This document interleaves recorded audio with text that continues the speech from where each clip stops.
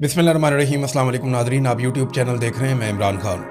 Nadreen, Abbas Araghchi Russia में हैं और रूस से जो स्टेटमेंट दिए हैं ईरान के वज़ीर ख़ारजा ने, उनमें बहुत ज़्यादा कॉन्फिडेंस दिखाई दे रहा है। एक तो अरागची के मुताबिक मुज़ाकरात के नए दौर के लिए अमेरिका की जानिब से एक और दरख्वास्त मौसूल हुई है, यानी अमेरिका ये चाहता है कि दोबारा मुज़ाकरात के लिए बैठें। ये दावा किया अरागची ने। इसके अलावा ये बात अब्बास अरागची ने रशिया में कही कि सुपर पावर को नाकों चने चबवाए, ईरान के पास रूस जैसे दोस्त और इत्तेहादी मौजूद हैं। अब ईरान जब रशिया के साथ मिलता है तो उसे बड़ा कॉन्फिडेंस मिलता है, क्योंकि रूस माजी में अमेरिका के मुकाबले में एक बहुत बड़ी ताकत था, आज नहीं है। ये हकीकत है। रशिया बहुत बड़ा मुल्क हुआ करता था, लेकिन अफ़गानिस्तान की वॉर के बाद सोवियत यूनियन टूटना शुरू हो गया। अमेरिका ने बहुत सारी प्रॉक्सीज़ इस्तेमाल की और रशिया टूटते टूटते महदूद हो गया। फिर उसकी वो माशी कुव्वत भी नहीं रही, उसका सिस्टम भी नहीं चला। आज रशिया के बाद जो दूसरी ताकत अमेरिका के सामने आकर खड़ी हुई वो चाइना है। चाइना माशी तौर पे अमेरिका से काफ़ी मजबूत होता चला जा रहा है। फ़ौजी एतबार से चाइना आज तक टेस्ट नहीं हुआ, यानी कोई ऐसा बड़ा टेस्ट चाइना का नहीं हुआ जिससे वो साबित कर सके कि उसकी फ़ौज अमेरिका से बेहतर है।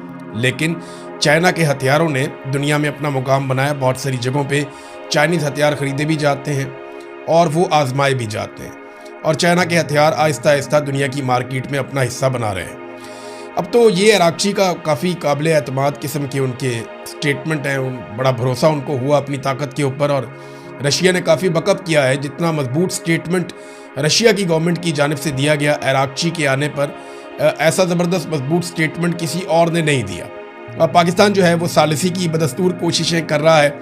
देखिए, होती है या नहीं होती, लेकिन जो एक तजवीज़ पहुंचाई गई ईरान की जानिब से पाकिस्तान के ज़रिए से अमेरिका को, अमेरिका ने उसके ऊपर फिर मीटिंग की, और डोनाल्ड ट्रंप ने एक बड़ी अहम मीटिंग की है गुज़िश्ता रात को अमेरिका में।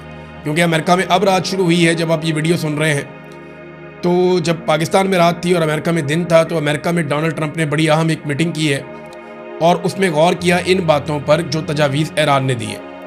ना सिर्फ उन तजावीज़ पे गौर किया गया, बल्कि मुस्तकबिल का लाया अमल भी उन्होंने तैयार किया कि अगर बम्बिंग शुरू करनी है तो दोबारा कब करनी है, कैसे करनी है, किस किस को साथ मिलाना है, और अब हिकमत अमली क्या होगी। और अमेरिका ने ऐसा क्या कुछ मुख्तलिफ कर लिया है जो इस मरतबा दोबारा हमले की सूरत में अमेरिका को मुश्किल का सामना नहीं करना पड़ेगा, या अमेरिका को शर्मिंदगी का सामना नहीं करना पड़ेगा दुनिया के सामने।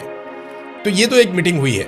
लेकिन मार्को रूबियो ने, जो अमेरिका के वज़ीर ख़ारजा हैं, उन्होंने जो ईरान ने तजवीज़ दी थी उस तजवीज़ को मुस्तरद किया है। ईरान की तजवीज़ ये थी, और ये बड़ी वाज़ेह उन्होंने दो बातें सादी सादी हैं, मैंने आपके सामने पहले भी रख दी थी। बल्कि जब ये खबर छपी आलमी मीडिया में, उससे भी पहले मैंने आपको बताया था कि ये दो चीज़ें हैं, एक तो आबना हुर्मुज़, और एक मैंने आपसे अर्ज़ किया था कि ये जो एटमी सलाहियत है ईरान के पास, या जौहरी प्रोग्राम ईरान का, ये डिस्कस होगा। तो ईरान ने कहा जी जौहरी प्रोग्राम को तो हम डिस्कशन में रख लेते हैं, उसके ऊपर हम आइंदा भी बात करते रहेंगे, पहले भी करते रहे हैं, ये मामला हम पेंडिंग कर देते हैं, इस पर मुज़ाकरात चलते रहेंगे।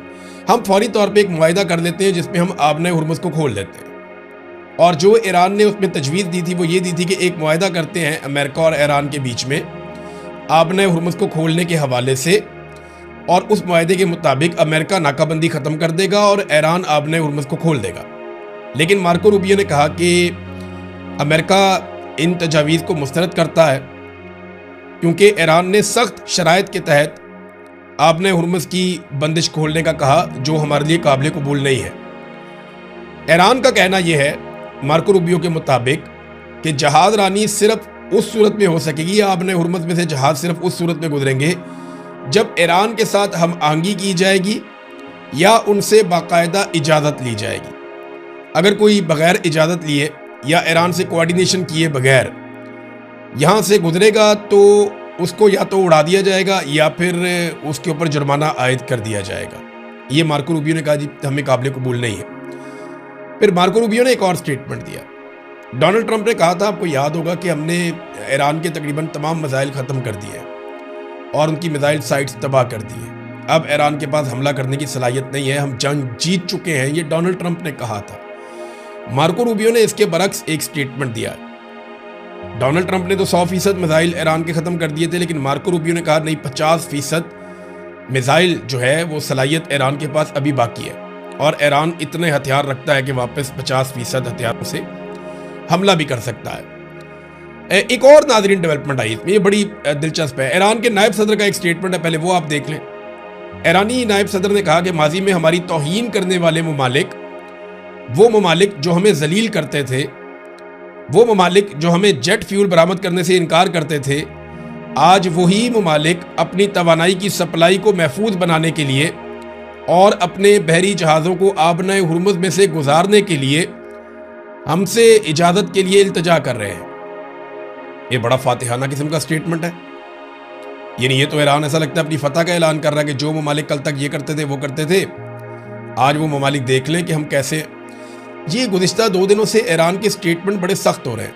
ईरान के मुख्तलिफ जो लीडर्स हैं वो कभी यूरोपियन स्टेटमेंट्स के खिलाफ बात करते हैं। यानी एक और स्टेटमेंट मैं देख रहा था, ईरान के एक बड़े लीडर हैं, उन्होंने कहा कि जर्मनी का, क्योंकि एक बयान आया अमेरिका के बारे में कि अमेरिका के पास कोई मंसूबा नहीं है इस जंग से निकलने का, और उन्होंने कहा कि ये मामला इस तरीके से हल भी नहीं होगा।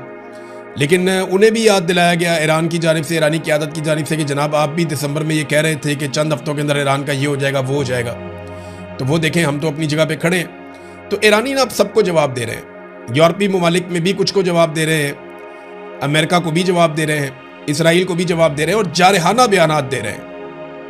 ये नायब सदर का स्टेटमेंट ये कोई छोटा स्टेटमेंट नहीं है। उन्होंने कहा जो ममालिक हमें जलील करते थे, हमारी तौहीन करते थे, हमें जेट फ्यूल बरामद करने से इनकार करते थे, वो हमसे इल्तजा कर रहे हैं कि हमारे जहाज़ों को यहाँ से गुजरने दें आबना हुर्मुज़ में से।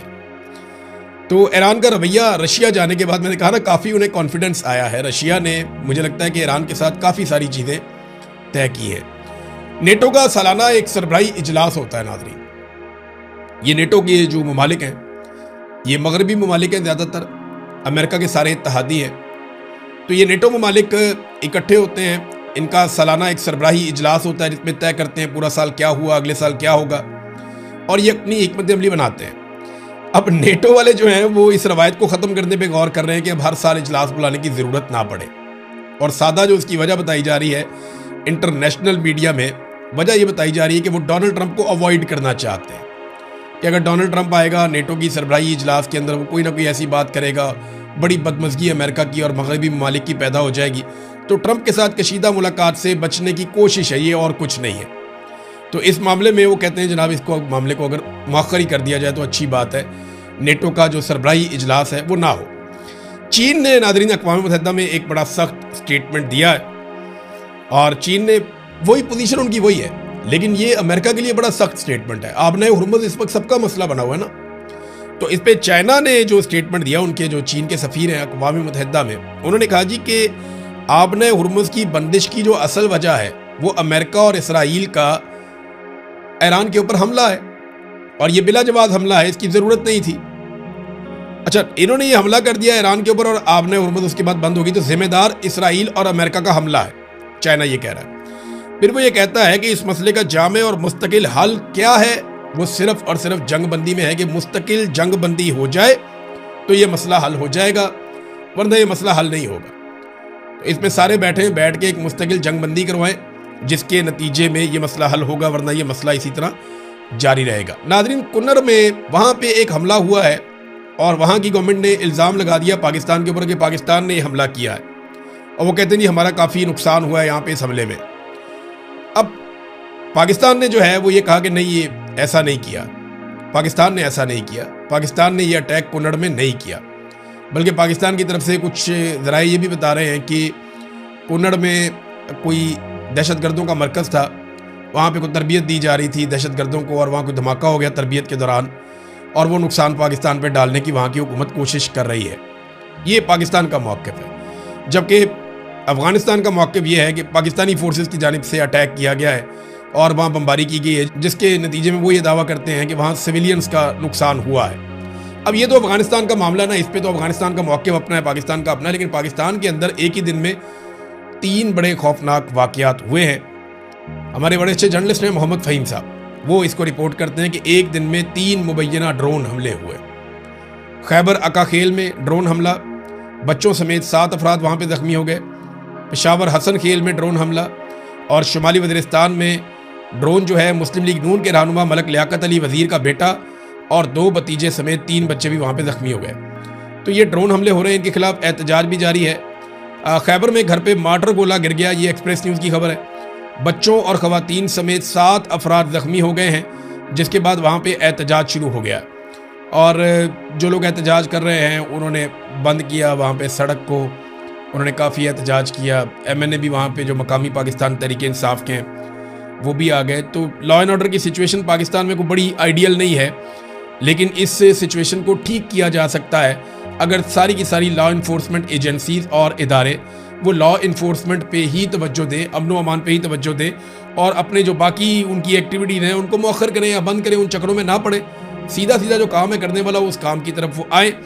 यहाँ ज़्यादातर तवज्जो इस बात पे होती है कि इमरान खान को कैसे गिराना है, इमरान खान को नुकसान कैसे पहुँचाना है, पाकिस्तान में मौजूदा रजीम को बरकरार कैसे रखना है, एक्सटेंशन कैसे लेनी है, ताहयात इस्तिस्ना को कैसे बचाना है, ज़्यादा माल कैसे बनाना है। पाकिस्तान में देखें ना, इन्होंने दावे किए थे कि बहुत बड़ी सरमायाकारी आएगी। SIFC बनाई थी आर्मी चीफ ने और खरबों डॉलर का कहा था कि इतना पैसा यहाँ से आ जाएगा, इतना वहाँ से आ जाएगा। तो 250 अरब तो इन्होंने गिनवाया हुआ सीधा सीधा ही फिंगर टिप्स के ऊपर। 1 अरब डॉलर भी ये पाकिस्तान में नहीं ला पाए, बल्कि जो पैसा दोस्त ममालिक का पड़ा हुआ था वो भी अब आंखें दिखाते हैं। UAE ने अपना पैसा वापस मांगा, वो पैसा वापस किया कैसे, वो सऊदी अरब से लेके वापस कर दिया और उसके बदले में फौरी तौर पे सऊदी अरब में अपनी फ़ौज भिजवा दी, अपने तैयारे और लड़ाई का सामान भिजवा दिया। और देखें ये उस मुआहदे के तहत मुझे देखें कोई एतराज़ नहीं है, सऊदी अरब हमारा बरादर इस्लामी मुल्क है, हमें एतराज़ नहीं होना चाहिए। हमारा बरादर इस्लामी मुल्क है, वो हमारी हिफाजत के लिए, हमारी मदद के लिए आ सकते हैं, हम उनकी हिफाजत के लिए, उनकी मदद के लिए जा सकते हैं। लेकिन अगर 2 मुसलमान मुल्कों में लड़ाई हो जाए तो फिर पाकिस्तान को कहाँ खड़े होना है, इसके ऊपर हमने कभी डिस्कशन ही नहीं की। जो अहम नुक्ता है वो ये है कि सऊदी अरब के ऊपर कोई दुश्मन मुल्क ऐसा अटैक कर दे जो पाकिस्तान का भी दुश्मन है। फ़र्ज़ करें सऊदी अरब पे इसराइल अटैक कर देता है तो पाकिस्तान तो पूरा खड़ा हो जाएगा सऊदी अरब के साथ और कहेगा जी हम आपके साथ हैं, ऐसी तैसी, हम भी मरेंगे, इनको भी मारेंगे, नहीं छोड़ेंगे।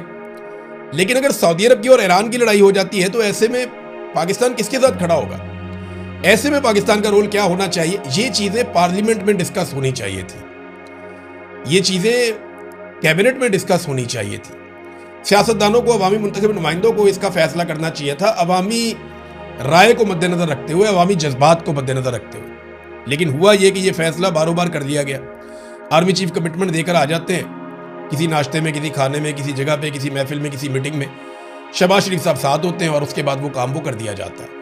फिर कोई नहीं देखता कि जनाब कोई कानूनी चीज़ है, कोई आइनी चीज़ है, कोई मुशावरत भी कोई चीज़ होती है, अवाम की राय भी कोई चीज़ होती है, तब कोई कुछ नहीं देखता। बहरहाल पाकिस्तान के हालात तो इन्होंने बेहतर नहीं किए। अभी एक खबर अच्छी है आज के दिन में मेरे पास, कल जो है वो ज़मानत हो गई फ़खरुर रहमान साहब की। सीनियर जर्नलिस्ट हैं, उन्हें गिरफ़्तार किया गया था बोगस किस्म के मुकदमे में। बड़ा तकलीफ़ दे था उनको हथकड़ियों में देखना। तो अच्छी बात यह है बिलाखिर वो रिहा हो गए हैं। और यानी सहाफ़ियों को तो दीवार के साथ लगाया हुआ है पाकिस्तान में। और जिस वक्त उन्हें गिरफ़्तार किया गया ना, चंद मिनट के बाद वो तुर्की के TV पे लाइव जाने वाले थे।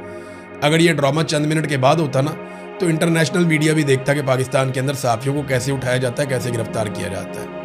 ये पाकिस्तान की और बदकिस्मती हो जाती।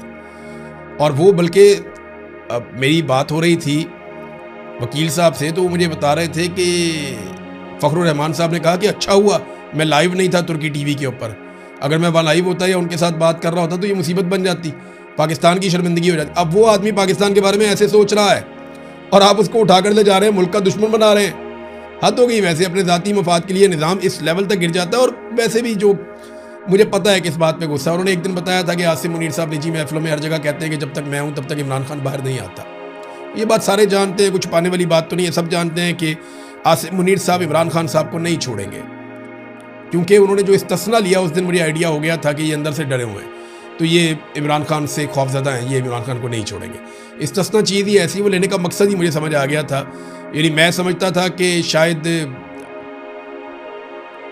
वो मामला कुछ और है, लेकिन नहीं, इस्तिस्ना जो है वो दलेर आदमी का काम नहीं है, वो सामना नहीं कर सकेंगे इमरान खान का, जो मुझे वैसे दिखाई दे रहा है। फिर एक और चीज़ ये है कि मोतीउल्लाह जान साहब को अब नौकरी से हाथ धोने पड़ गए। न्यूज़ ने उनको अचानक बताया जनाब आप घर जाएं, आपकी अब ज़रूरत नहीं है। ये पाकिस्तानियों के साथ ना एक नॉर्मल चीज़ हो गई। आज मोतीउल्लाह जान है, इससे पहले और बहुत सारे सहाफ़ी थे। दर्जनों सहाफ़ियों की नौकरियां चली गई हैं और ऐसा नहीं है कि सिर्फ इसी हुकूमत में जा रही हैं। पिछली हुकूमत में भी जाती थी, इमरान खान साहब की हुकूमत में भी जाती थी, उससे भी पिछली हुकूमत में जाती थी। तो ये हमेशा से पाकिस्तान में सिलसिला चलता आ रहा है। सहाफ़ियों को दबा कर रखते हैं, जो आदमी भी खबर देता है मंशा के खिलाफ उसको ऐसी तैसी फेर देते हैं। लेकिन हर दौर में ना हुक्मरानों से ज़्यादा जो सहाफ़ियों को तकलीफ़ देते हैं ना, वो मिलिट्री एस्टेब्लिशमेंट के लोग होते हैं। हामिद मीर के प्रोग्राम की बंदिश के पीछे भी मिलिट्री एस्टेब्लिशमेंट थी। बाकी जो प्रोग्राम बंद होते थे उनके पीछे भी मिलिट्री एस्टेब्लिशमेंट होती थी। सहाफ़ियों के प्रोग्रामों की बंदिश हो, या उन्हें नौकरियों से निकलवाना हो, या उन्हें मुल्क से भागने पर मजबूर करना हो, या उनकी जान से खेलना हो, इसके पीछे पाकिस्तान की एस्टेब्लिशमेंट का एक किरदार होता है। इमरान खान के दौर में ये जुल्म और बर्बरियत हुई, लेकिन इमरान खान साहब ने इसको कभी सपोर्ट नहीं किया। मुतीउल्लाह जान साहब को एजेंसियों ने अगवा किया, 5 घंटे में एक्शन हुआ था। इमरान खान साहब ने, कैबिनेट ने इसके ऊपर एक्शन लिया था। और सहाफ़ियों के साथ जो हुआ, इमरान खान साहब की हुकूमत ने उस वक्त एक्शन लिया जितना वो कर सकते थे, लेकिन मौजूदा हुकूमत ने तो परवाह नहीं की। ये तो सहूलतकार बन गए बहुत अच्छी तरह मिलिट्री एस्टेब्लिशमेंट के। तो अब मुतीउल्लाह जान साहब भी गए। 1 दर्जन के करीब सहाफ़ी हैं जो पाकिस्तान से बाहर अपनी जान बचा कर आए। नौकरियां भी चली गई, सब कुछ चला गया। पाकिस्तान के अंदर दर्जनों सहाफ़ी हैं जिनके प्रोग्राम्स होते थे, जिनकी नौकरियां होती थी, उनसे नौकरियां भी छीन ली गई, उनके प्रोग्राम्स भी बंद कर लिए गए। वो बड़ी तकलीफ़ की ज़िंदगियां गुजार रहे हैं। पाकिस्तान के अंदर भी ऐसी सहाफ़ी हैं। तो ये एक रूटीन बनती जा रही है और इसको एक नया नॉर्मल बना दिया गया है। पाकिस्तान एक ऐसा मुल्क है जहाँ पे सहाफ़त करना अब बड़ा रिस्की काम है। यानी इसमें बहुत रिस्क है। अगर आप पाकिस्तान में सहाफ़त करते हैं, आपका किसी दिन भी आपकी नौकरी छीनी जा सकती है, आपकी आमदन बंद हो सकती है, आपको गिरफ्तार किया जा सकता है, आपके सोशल मीडिया अकाउंट्स बंद किए जा सकते हैं, आपको उठाया जा सकता है। आजकल एक नई वारदात भी की जा रही है। ये जो पाकिस्तान तहरीक इंसाफ के सोशल मीडिया वर्कर्स थे ना, इन पे बहुत दबाव डाला एजेंसियों ने, बड़ी कोशिश की कि ये इमरान खान के खिलाफ बोले। वो इसके लिए कोई आमादा नहीं हुआ। तो अब वो एक नई स्टेज ये है कि आप इमरान खान के खिलाफ ना बोलें, आप इमरान खान के लोगों के खिलाफ बोलें। यानी आप पाकिस्तान तहरीक इंसाफ में दरार पैदा करें, मुखालफत पैदा करें, तहरीक इंसाफ में आप लड़ाइयाँ करवाएं। बहुत सारे ऐसे लोग हैं बेचारे जो नहीं चाहते, लेकिन इसके बावजूद कई अकाउंट से आप देख रहे होंगे कि पाकिस्तान तहरीक इंसाफ के अंदर लड़ाइयाँ करवाई जा रही हैं। इमरान खान की कोई बुराई नहीं करता, लेकिन एक ने ये ग्रुप बनाया हुआ है, एक ने वो ग्रुप बनाया हुआ है, एक ने वो ग्रुप बनाया हुआ है। तो एस्टेब्लिशमेंट का अपना तरीकाकार होता है ना चीज़ों से डील करने का। जब उन्होंने देखा कि ये इमरान खान के खिलाफ नहीं हो रहे, सारे उसके साथ खड़े, तो उन्होंने कहा ठीक है, इनको आपस में तो लड़ाओ, कम से कम कमज़ोर तो करो इनको। तो उस कोशिश में वो कुछ हद तक कामयाब हुए। लेकिन कोई एक वाक़या होता है और सारे फिर इकट्ठे हो जाते हैं, और ये बार बार होता है।